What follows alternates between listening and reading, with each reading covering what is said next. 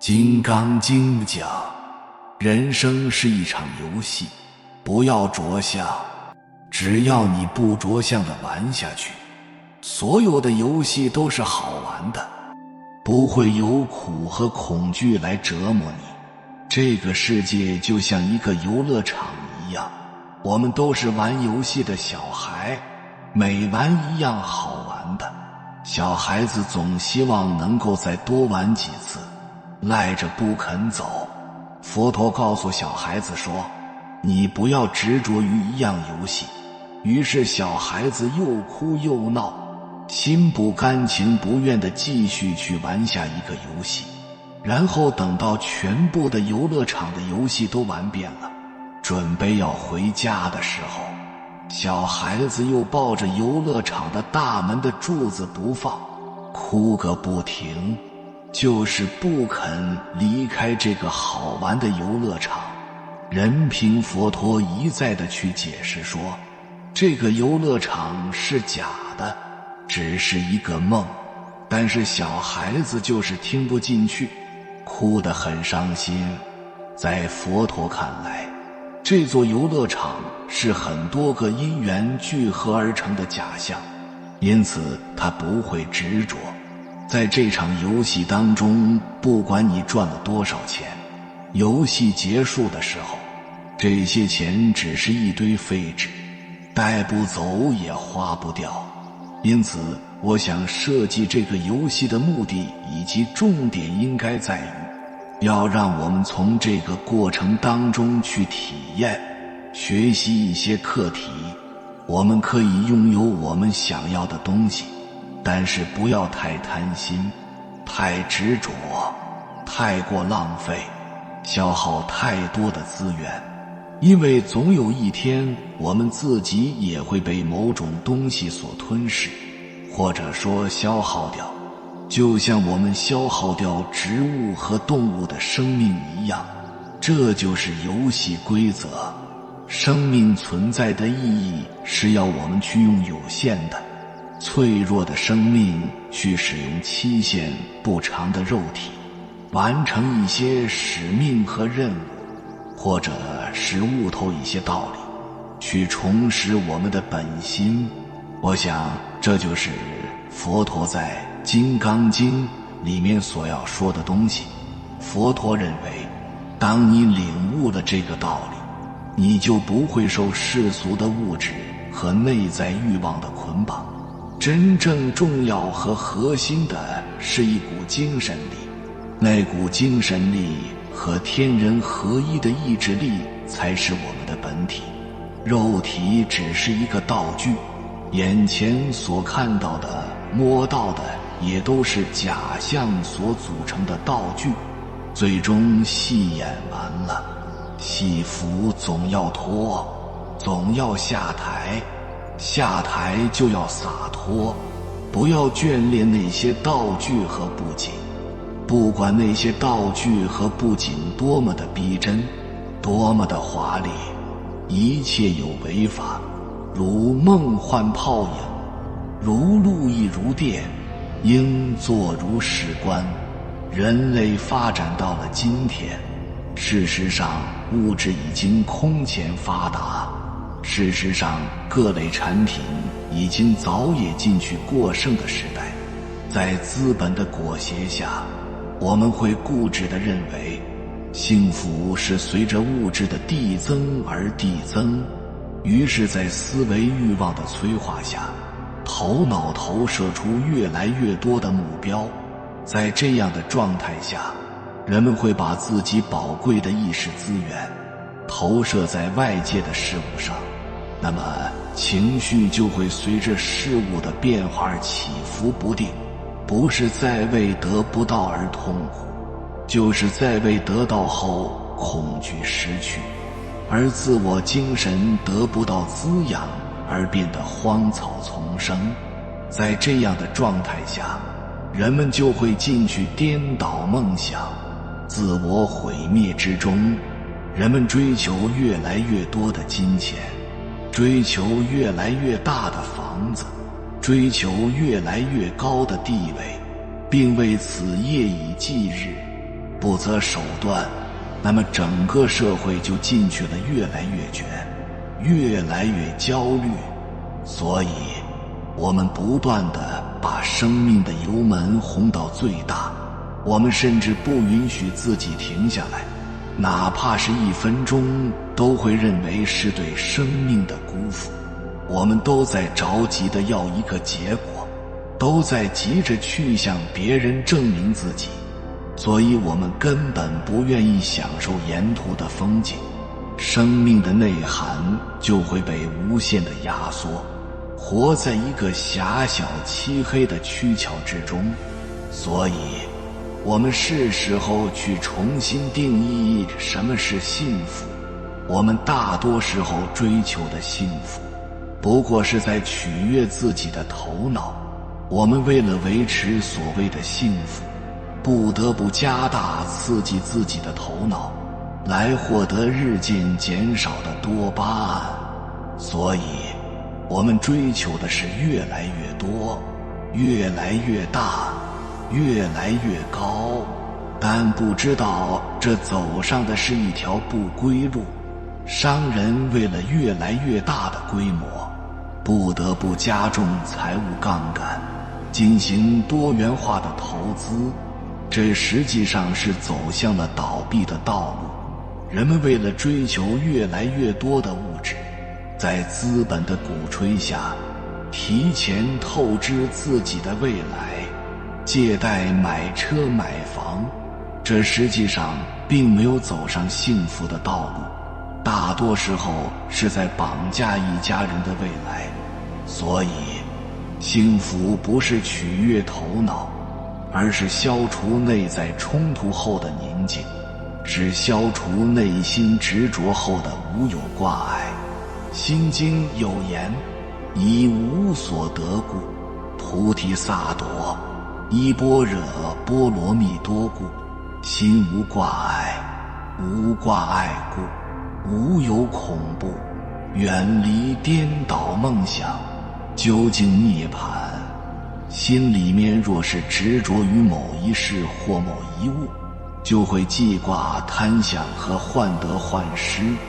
烦恼也就会接踵而至。如果你执着于升迁，那么你在面对领导时就会变得患得患失，无法表达出真正的自己，你反而会因为自己的小心翼翼而失去机会。如果你执着于某段感情，那么你不得不压抑自己内在的感受，去讨好别人，那么真实的自我就会被掩盖，而吸引一个人恰恰是强烈的自我意识。取悦和讨好只会加速关系的破裂。如果你执着于相貌，那么你就会忽视自我的成长，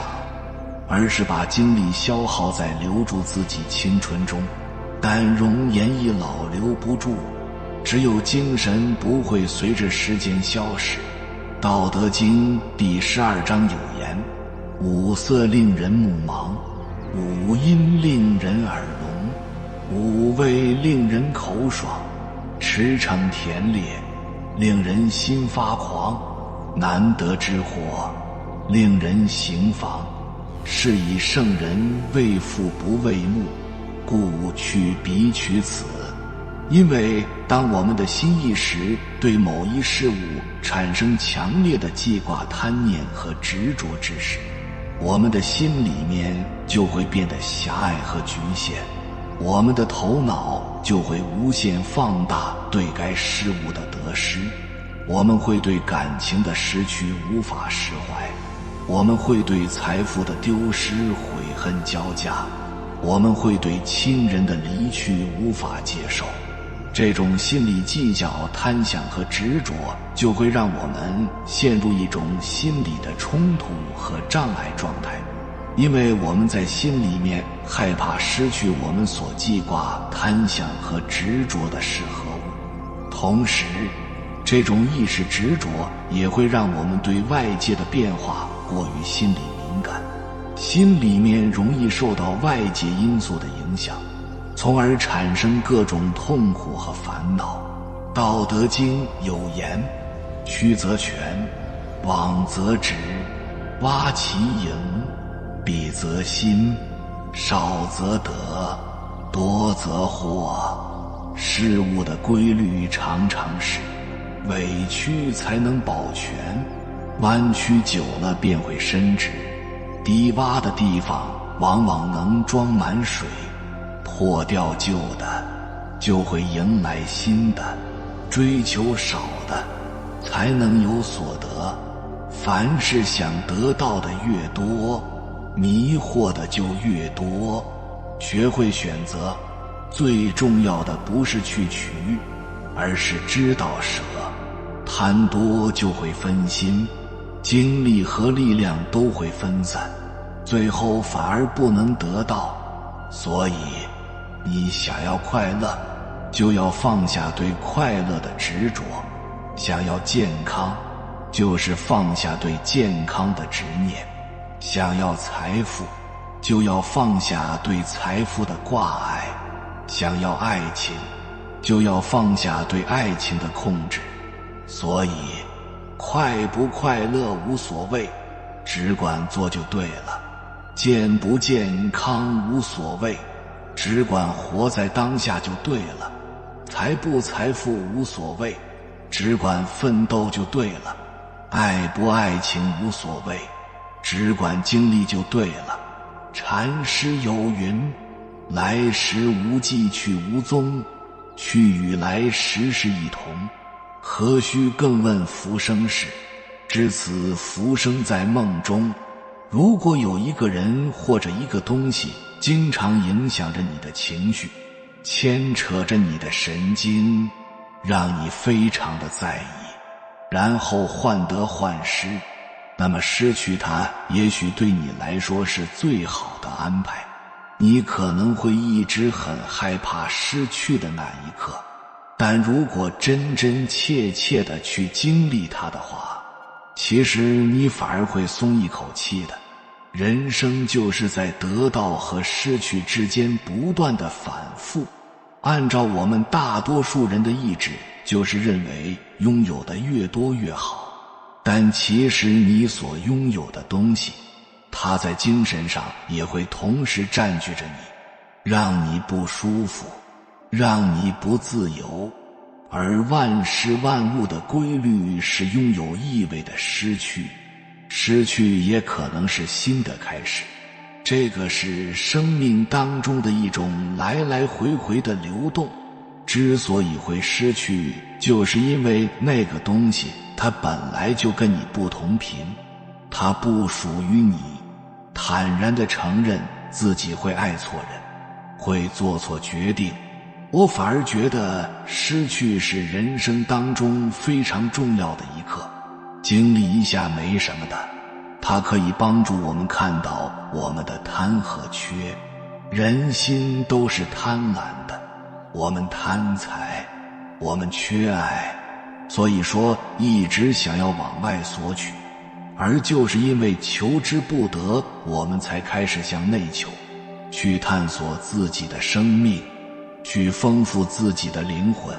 从向外索取到向内去看，好多时候失去真的比拥有更让人踏实。所以说不要把得失看得太重，失去的早晚有一天会用另外一种形式回到你的身边。只要你回到内在，不再向外攀附抓取，你就会变得很厉害。什么是向外抓取？无性自足，不假外求。几乎所有的古圣先贤都是殊途同归的，都是引导我们要重新开始，由向外求转为向内求，你就会变得很厉害。人为什么弱？为什么软？就是因为你太渴望外界的一个非常高的评价，你太渴望别人的赞扬了，太在意别人生命的看法，这样的人就会变弱。所有的古圣先贤讲了那么多的知识，讲了那么多的哲理，其实总结起来就是一句话：用心内求，因为你自己就是一切的根源。我们要坚信，只要我们自己变了，一切都会改变。坚信无性自足，不假外求，身心归位，向内关照，向内用功。向外是什么呢？向外就是比较，向外就是攀附，向外就是消耗。当你的精神外露，不断地寻求生命的确证，你的精神就会流离失所，身心能量就会大量的损失。一个人觉醒之后，他第一点要学会的就是不再向外看的能力，不要看别人的眼色，不要看别人的眼神，不要过分关注别人对你的评价和看法。生活是我们自己的，跟别人没有任何关系。其实你并不需要那些外在的强加给你的一些标签，你的意识需要的是自由舒展、自由发展的空间。不要看那些乱七八糟的东西，消极负面的信息，各种娱乐八卦，一切暴力色情，这些都会扰乱我们的心智，大量的消耗我们的注意力和能量，降低我们的精神创造力。也不要看那些没有深度的书籍，它给不了我们任何的营养，还会让我们的意识空转，浪费我们的意识资源。道德经当中有一句话叫做五色令人目盲，五音令人耳聋，五味令人口爽。就是缤纷的色彩会让我们眼花缭乱，嘈杂的音调会让我们听觉丧失，丰盛的食物会让我们舌不知味。在这个喧嚣的红尘当中，不忙的时候，我们其实可以学会闭目养神，主动地闭塞我们的视觉门户，安静放松，精神内守，智守虚静。要去修炼这种静定的能力，这样既可以减少能量的消耗，又可以更好的内观，观身体，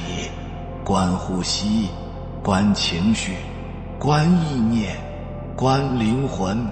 身心合一，天人合一。这样你的精神能量就会越来越强。大家可以去试着观一下自己的情绪。我们要解决情绪的方法不是无视它，而是承认它的存在。不管自己有任何情绪的升起，从动心起念那一刻起，你去观察它，觉知它，去看看它源自何处，不去控制，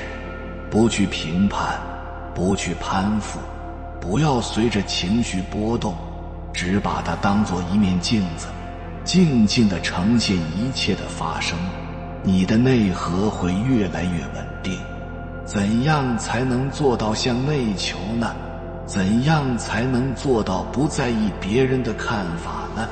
我再给大家分享一个很好的反认知的观点，就是别人的看法根本就不存在。要知道，你所认为的别人的看法，其实都是我们自己的看法，而不是对方的看法。你把这一点想通了，瞬间你就能发现，每次你被别人的一句话扰乱心绪的时候，那可能不是别人的那句话产生了力量，而是别人的表达经过我们自己内心的加工以后，在自己的是非观里引发了共鸣，然后再给自己添堵的一个过程。在这个世界上，别人能带给你的伤害其实仅仅局限在物理层面。就比方说一个人打你了，你感觉到疼，别人就只能这样伤害你了。所有在精神层面的伤害，都是我们自己给自己的，不是别人给的，至少也是外界的信息经过自己的加工以后所呈现给我们自己的。心理学当中讲不要在意别人的看法，其实别人的看法不是我们在不在意的问题，而是你要思考它到底存不存在的问题。你自己的看法或者价值观或者是善恶观，才是唯一影响你情绪的东西，而不是别人的某一句话。物是物，我是我。外界的信息是混沌的，所有的伤害属性都是经过我们自己加工之后才产生的。你做到这一点，就能精确地隔离来自外界的各种虚拟的影响，进而面对任何的言语、任何的嘲讽、任何的质疑、任何的诋毁，都不可能扰乱你的心性。人的心本来就是空无一物的，有句话是这样说：你看到我哪一面，你就只配看到哪一面。有主心骨的人是拿自己的心当做了住房，摆上自己喜欢的家具物件，给自己的心房填满，别人就进不来了。但是有的人呢，就把自己的心当成了出租房，心门打开，敞开门，迎来送往，凡是有外界的信息闯入，都客客气气地接进来，然后让自己陷入内耗。这样的话，这辈子就活不出自己了，只能是旁人碎片的拼接。别人的看法其实根本就不存在，所有的看法其实都是经过你自己内心加工之后所产生的伤害，而不是别人给你的。所以还在畏手畏脚的年轻人或者是中年人，你一定要反复地去思考我刚刚说的这个观点。所有人的看法和评价其实都是暂时的，只有你自己的经历和成绩会伴随我们一生。几乎所有的担忧和畏惧都来自于你自己的想象，只有你真的去做了，你才会有结果。要敢于拥抱成功。罗翔老师曾经说过一句话，他说：你害怕抛头露面，你害怕丢人现眼，你害怕成为重要的人物，你害怕承担责任，那你不就是害怕成功吗？你都害怕成功了，你怎么可能成功吗？所以我们永远不要抱怨那么多。一个人成熟的标志，就是把这件事儿发生在我身上的怨念，转变成这件事儿他想要教会我什么的觉醒，让自己内心变得强大，去了解这个世界的两套规则。有可能很多人都活在别人定义的成功里，我想问大家，到底成功是什么？成功是功名利禄，还是升官发财，还是登上了历史书，还是影响了整个人类发展的进程？到底什么是成功？明朝哪些事儿？在全书的结尾有一句话对成功下了一定义，他说：成功只有一种，就是用自己喜欢的方式度过这一生。大家可以仔细思考一下这句话正不正确。人生其实就是一场先被洗脑，然后再开悟觉醒的挑战赛，比的就是谁先醒，谁先懂。仔细去观察，你会发现成功者都是觉醒者。当一个人觉醒了以后，他的内心会发生一些变化。第一个变化就是不再有想要证明自己的冲动，不再向任何人去证明任何事儿，包括向自己证明都不需要。为什么呢？因为高峰有过，低谷熬过，后面还有周期，还有更高和更低。所以明白了这些以后，心里就不怕了，也不慌了，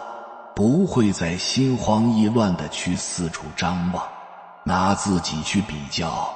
用那么严苛的眼光来审视自己。第二个变化，他开始停止自我怀疑和自我攻击，因为他知道了自己是谁，知道真正的自己是怎样的，也知道了一切的因果，完全接纳了这个自己，也发自内心的开始喜欢这个自己，和自己相处的时候有了舒服的感觉，停止了在一切场合当中机械的、夸张的表演，想笑的时候就笑，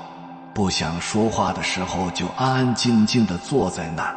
也不会很尴尬，不再给自己套上那么多的应该或者不应该。这就是我们完全接纳了自己。你自己是温和的、温润的，还是沉默安静的，还是直率锋利的，还是热闹喧嚣的，还是内向的，还是外向的，是习惯独处的，还是习惯呼朋唤友的，是擅长交际或者不愿意交际的，你都喜欢，你都接纳，只要是真实的自己就好，不会再去苛责自己，也不会再去苛责他人以及外部的环境，理解了现状的因果和渊源，只改变那些自己能改变的东西，至于那些改变不了的，学会了和他们共存，不再抱怨了。但这个不再抱怨，不代表说我不再有思考了，我不再有立场了，或者我不会拒绝了，我不会愤怒了。不是的，只是他们会有动力让你去踏踏实实的去做一件事儿，而不是停留在原地，在负面的情绪当中去消耗自己，然后会明确自己一生当中要做的一两件事儿，选定了一个要潜心钻研的一个领域，或者说选定了一个值得托付终身的爱好。人的一生其实是非常有限的，能做好一两件事就已经很不容易了，很难把所有的事情都做好。第三个变化就是明确了自己这辈子最重要的几个角色到底是什么，做一个好儿女，做一个好父母，做一个好伴侣，当然更重要的是做一个好自己。这是觉醒以后的种种表现，知道了时间有限，资源有限，能力有限，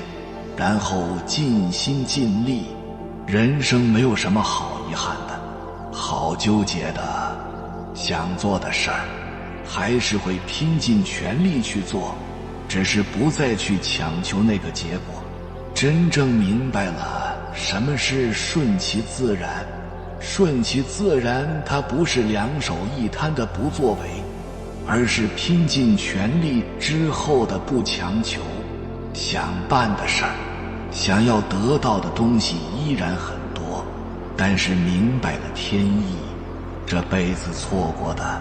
失去的、得不到的会更多，有的是必然的，那就坦然接受；有的是自己犯的错误，就好好的总结一下教训，争取下一次别再犯错就行。明白了，就是没有什么是真正拥有，也没有什么是真正能够失去。人这一生对于任何东西其实只有使用权，没有拥有权，最终所有的东西都会失去。这就是觉醒以后的表现。就这样一步一步向前走着，渐渐的你身边的朋友会变得越来越少，少到只剩下同类，需要的时候呢，互相给予帮助、鼓励和支持；没有交集的时候，就各自打理好各自的人生。淡如水，但是真挚；不执于物，不困于情。此生安然，此生自度。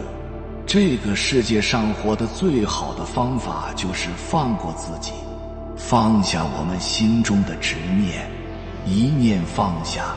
我们才能够万般自在。有些人说，让我真正的放下来，谈何容易？有缘人，其实有些事你选择放下，并不是为了去原谅别人，而是为了放过我们自己。弘一法师说，人最强大的时候，其实不是你坚持的时候，反而是你放下的时候。凡是你想控制的，其实最后都控制了你。当你什么都不要的时候，天地都是你的。正所谓大道至简，无欲则刚，无为则无所不为。有缘人，感谢你看到最后。如果今天的影片对你有所帮助，请按个赞给我响应，留下一句放下执念。愿你从今以后只负责精彩自己的人生，享受幸福与满足。还没有订阅频道的，请点击右侧的订阅按钮，与我们建立更深的连接。随缘加入会员，与同频之人共修福报，随喜转发，传播善知识，功德无量。